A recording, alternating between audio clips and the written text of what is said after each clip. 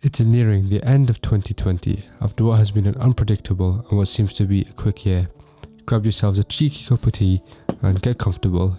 Here are 10 lessons that I learned during 2020. Hey friends, welcome back to the channel, and if you're new here, my name is Hassan. I'm a third year medical student at UCL. This is going to be a more relaxed video on 10 life lessons I've learned during 2020. I'll put timestamps on the screen for the topics and then more detailed timestamps in the description for each individual lesson. Without further ado, let's begin. The first lesson I'm going to start with is a habit that changed the way I start my mornings.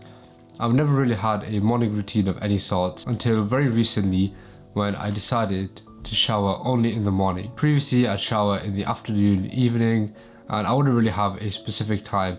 I'd probably just leave it to the end of the day and it'll be the very last thing I do before I fall asleep. But this way I forced myself to shower as soon as I woke up, and this helped me to have a much better start to my day, because now I knew once I got out of bed and showered, there was almost no chance of me getting back into bed and going back to sleep, which is something that I do quite often. As well as this, I know that once I've showered, I'll get out of the shower and I'll do my skincare. Following this, I'll have some breakfast whilst watching some Netflix, and then I'll begin my day with some work. So when showering, I have a very specific plan of action in mind, and I sort of know what I'm going to do next. I guess this can be classed as having a morning routine. I don't really do anything fancy, but I am looking for new ways to incorporate more healthy habits into my life. So I'm thinking to start stretching in the morning, and this is a habit that I want to start in 2021. But I should actually start now, because there's no better time to start a habit than today. So from tomorrow, I'm going to start stretching as part of my morning routine. That brings me on to my next point, which is habit stacking. This is lesson number 2. The reason why showering works for me as part of my morning routine is because of habit stacking, which is something I read about in Atomic Habits by James Clear, which is all about building habits. If you haven't read it yet, I would definitely recommend it. What he talks about is when you've got an established habit, it's much easier to add a habit on top of that. So for example, for me, it was showering every morning, and it was a lot easier to add skincare after that, and right after skincare to add breakfast, then studying, because each habit flows onto the next one. It's much more difficult to spontaneously start studying or to spontaneously start stretching or whatever other habit you want to start. The formula that he uses is after X, I will do Y. So if you've already got an established habit, such as having a cup of tea in the morning, your habit stacking could be after my cup of tea, I will stretch for 15 minutes, or after my cup of tea, I will do my skincare. This was a really powerful lesson for me, because previously I found it difficult to stick to a skincare routine. Inevitably, I'd always end up skipping a few days here and there, which would lead me to just stopping altogether. But since I formed this little routine in the morning with habit stacking, I've never forgotten to do my skincare as long as I've showered in the morning. The next topic that I'm going to talk about is mindset. I read this other amazing book called The Courage to be Disliked, and in The Courage to be Disliked, they discuss the presence of tasks. So each individual has their own tasks, which is sort of their thing to do, and you shouldn't interfere with another person's task, nor should they interfere with yours. Initially, I started this book because I was starting YouTube, and I thought it's probably best to start to prepare beforehand for any hate comments that I get.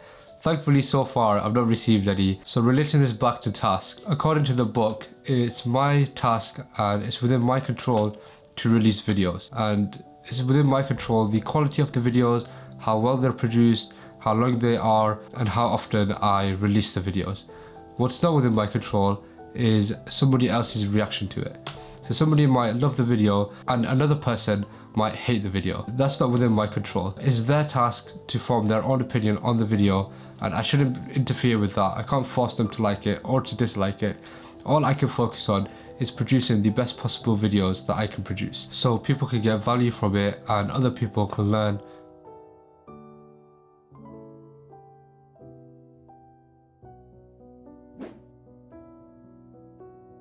Lesson number 4, I actually learned from the same book as before, The Courage to be Disliked. If you haven't read this book, I definitely recommend it, and I definitely think you should check it out. It's a bit heavy to read at the start, but you kind of get used to it, and there's a lot of really valuable knowledge and really important lessons that you can learn in there. This lesson is to not focus too much on the future or the past. I think this is a trap that I've fallen into quite a lot in the past, where I focus too much on the future and what I want out of it, and I focus too much on dreaming big. But the double-edged sword to this is, as long as I'm dreaming about the future, I'm not making steps towards getting that future. And by dwelling too much on the past, you're not living in the present. By this logic, you should focus on the present as much as possible.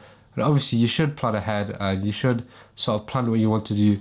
But if 2020 has taught us anything, it's that it's almost impossible to plan and to predict accurately what's going to happen. So the most important thing you can do is focus on today and to make sure you're making the most out of each day as it comes. And since reading about this, I've made a conscious effort to stop talking about the future with my friends and to try and focus more on the present and how I can build towards that future. Here's a little bonus lesson that I just thought of that sort of relates to this one as well. It's a tweet that I saw a few weeks ago regarding overthinking and procrastination, which sort of ties into this theme of not thinking too much about the future and to start acting now rather than continue thinking. So the tweet goes, "Most procrastination comes from a well-intentioned misconception that we can think our way into the perfect route forward. Avoid thinkism, guess, act, observe." So I think this is a trap that I fell into. Before I started YouTube, I thought if I just sit down, if I just think about it for a really long time, that my first video will be the best video in the world. But as you can see, that wasn't the case. And it's only by actually making videos and by focusing on the now that I've been able to improve my video quality somewhat since the first video, and hopefully going forward my quality will continue to increase. The next topic only has one lesson in it, and this is never rent a place without looking at it first. From pictures and from FaceTime with the estate agent, the place could look amazing, the place could look super nice, but there's so many flaws that you might not see over bad quality pictures or over FaceTime, which is always terrible quality. I'd recommend to always go in person and view the flat yourself, because there might be a lot of things that you see that you may not see over FaceTime or pictures. If any of you guys have ever rented in London and you've gone looking for accommodation and you've checked out a few different places, oftentimes you'll find some accommodations that have a bathroom and sink separate. I'm not sure why this is the case, because I've never seen it anywhere else aside from London. It's not something I'm really a fan of. With the current place that I'm staying at, it wasn't really clear from the floor plan or from when we FaceTimed the agent that the toilet and the sink were separate. So it was quite a big shock when I first moved in and the toilet had no sink in it, and I had to go to the toilet, then walk next door to wash my hands, which isn't the greatest thing in the world. You can live with it, but ideally you have a sink. And I'd say secondary to this, by going in person, by checking yourself, you can make sure there's no damp on the walls and the flat doesn't smell for any reason whatsoever. Definitely, if you're a student, never rent a place without looking at it first and try and make the effort to go down. I know with COVID it is difficult, and that was sort of the case with us as well, especially if you may have moved back home for summer, which is what I had done. So it was difficult for me to head back all the way down to London to check out the place in person. So I just sort of relied on looking at pictures. It turned out okay, but it could have been a lot worse. So I definitely recommend always going in person. The next topic I'm going to talk about is productivity. The first lesson in the productivity section, which is the sixth lesson overall, is the power of accountability. I sort of knew this was true for me for a few years now, since college, when I always studied better with other people. But what I didn't know was how this phenomenon applied to so many other people and how it was actually really common. Secondly, what I've learned over lockdown and over this year is how to use accountability to be more productive even if you can't see people in person. Recently, I've started doing co-working sessions with other people. This is where we jump on a Zoom call with our webcams on and mics off, and we all just work together, and this sort of holds each of us accountable to doing the work. I first heard about this from the Part-Time YouTuber Academy by Ali Abdal, where they did Homework Club, which is where everybody could jump on at the same time and everyone could film their own videos and edit their own videos. It sort of collectively held us all accountable to doing the work. And recently I've actually just posted on Twitter that if I'm doing a Zoom call for the next few hours, feel free to jump on. If this is something you're interested in, then follow me on Twitter and maybe one day we can all study together. Lesson number 7 is how getting a Kindle has completely improved my reading. Since early childhood, I've always loved reading and I could never get enough of it. But since leaving secondary school, where we had a library there, my reading has declined quite a lot and I've never really read as much since. I think this is because of the availability of books. at secondary school, books were so available, I could have taken one out at any time. But since then, having to find books online and then buying them, downloading them, it's never been the most convenient thing to do. Since buying a Kindle, however, it's so convenient to read a book. Not only this, when reading on your phone, it's super easy to get distracted by a notification or a message and completely forget the reason why you actually went on your phone, which was to read a book. I find it difficult to read on my phone because I feel like it strains my eyes and I find it difficult to sort of see the words. So having made the decision to get a Kindle really transformed my reading. Now I've been reading every single night without fail because it's just so convenient to pick up my Kindle and to just sort of turn it on and just flick through the pages really easily. It's also really easy to find new books because you can just link your Kindle account to your Goodreads account, which recommends you books to read based off the ones you've already read. Not only this, if you find a book recommendation online, for example, I saw that the Almanac of Naval Ravikant was a really popular book and a lot of people recommended it. It was super easy to just find it on my Kindle, download it, and now I've started reading it. So I'd say the convenience of having a Kindle and the compartmentalization that it gives you by having your reading all in one place with no other distraction, it is really worth it. The Kindle that I have is the Kindle Oasis, but you could definitely do with a Kindle Paperwhite or even just a general Kindle. I'd probably recommend the Kindle Paperwhite without ads because for some reason there's the option to get it with ads, but I'd rather pay £10 more to get it ad free and to just read with convenience. Lesson number 8 is taking notes on books that you read. Now this isn't something I've ever done before in my life. I've been reading my whole life and I've never thought to take notes on any books that I've read. I usually read fiction books, so this didn't really apply to me.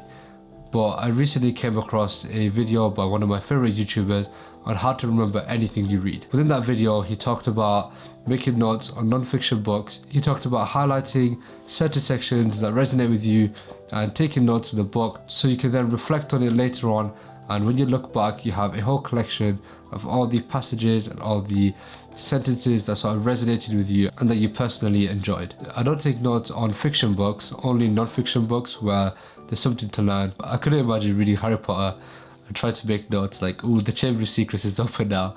So I definitely stick to non-fiction books only. There's even a section on the Kindle app where all your highlights go into one place called clippings, and you can read through them at any time you want. It tells you what time you highlighted them. It highlights the whole passage so you can then find it later on in the book and you can read the context around it. On to the final section, which is also one of my favorite topics, and this is investing. Lesson number 9 is investing in the sort of traditional sense of the word, which is investing in stocks and bonds. So I've done this through 2 different platforms, which is Vanguard and also Trading 212. I had a lot more time on my hands since university was completely online and I was at home for 6 months. So I thought this would be a good opportunity to learn about investing, as it's something that I've always been interested in. And this year seemed like a really good year to get into it, as the market was just completely insane this year. On Vanguard, I'm up 6.4%, and on Trading 212, let me check.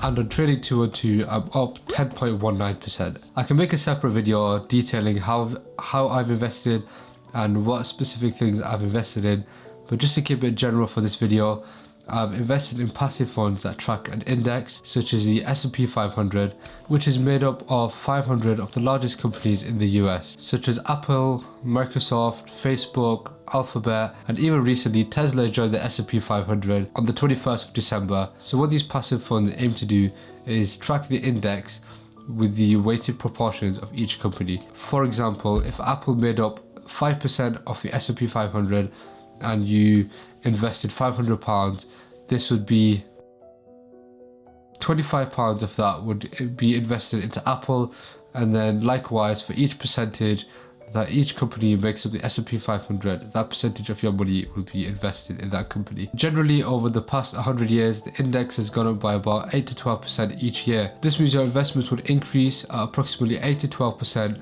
at your compound annual growth rate, meaning if you leave it for long enough, it should hopefully increase by about 8 to 12%. So I definitely say that investing is for the long term, and I'm happy I learned about it now because I've learned the principles that can help me invest from a young age, and as soon as I start working, I know where to sort of put my money and to leave it to grow for as long as possible, and the compounding effects could be as huge as possible. The effects of compounding are really amazing, and you can check this by just going onto the internet and just searching for a compound interest calculator. I remember towards the start, I would just start playing around with numbers and just seeing what sort of numbers would lead to what. And I realised the longer you invest, the more your money compounds, and £500 today can turn into £5,000 in 10 years, and maybe even 20, 30,000 in 40 years. So I'm just looking at this calculator right now, and if I start with £500 and I compound at 8% yearly for 40 years, whilst contributing £300 every single month, the end result would be £1,066,000. And I've contributed in total £144,500, and I'll have gained an interest or a return on investment of £920,000, which is absolutely insane, for a total of over £1 million. I started waffling a lot about investing, the time limit of a camera ran out, so now I think it's time to move on to the final lesson that I've learned in 2020. So lesson number 10 is how to invest in yourself. Previously, when browsing these subreddits and browsing all these forums on Reddit to do with personal finance, I've always found that when a young person goes on there around my age, like 18, 19, 20, even 21, with a large sum of money, and they've asked what is the best way possible to invest this money, the answer has always been invest in yourself. And it's always been, invest in experiences, go travel, visit the world, do things you wouldn't normally do, and try to expand your horizons as much as possible. So this sort of made me think that investing in yourself meant going on holiday and, taking things off your bucket list, such as for me, it's jumping out of a plane. I've always wanted to do this, I don't know why, but I definitely want to do this at some point in my lifetime. But I don't really see this as an investment. Sure, I could jump out of a plane, but I don't see how this would help me to grow as a person. I see it as an experience that I definitely want to have, but not a way to grow as a person and not a way to sort of further myself. But this year, I took part in a live online cohort-based course called the Part-Time YouTuber Academy by one of my favorite YouTubers, Ali Abdal. It really blew my mind in so many different ways. The reason I signed up to it is because I was thinking to start YouTube for a long time, and I thought this would be an amazing opportunity to learn everything all in 4 weeks and to sort of kickstart YouTube and to start providing value from the first day. But I found so much more than that. But firstly, I learned that you could do courses online that didn't relate directly to your education, but just for your personal development. So in the past, any courses that I paid for online have always been science related courses such as biology revision tips or chemistry revision notes, stuff like that. But I've never came across a course for self-development or for building habits until I came across this one. This is the first one that I came across in this whole online world of personal development, but there's a few that I've now added to my list that once I've got enough money, I'll also buy, and I'll also sort of do these courses to help develop myself further. Going back to the book that I talked about at the start, Atomic Habits by James Clear, he has an online course for about £270 that I might want to do sometime in the future. And I just think it's amazing that how you can do these online courses that can help you develop as a person, but we don't really spend much money towards. Another thing this course provided was accountability.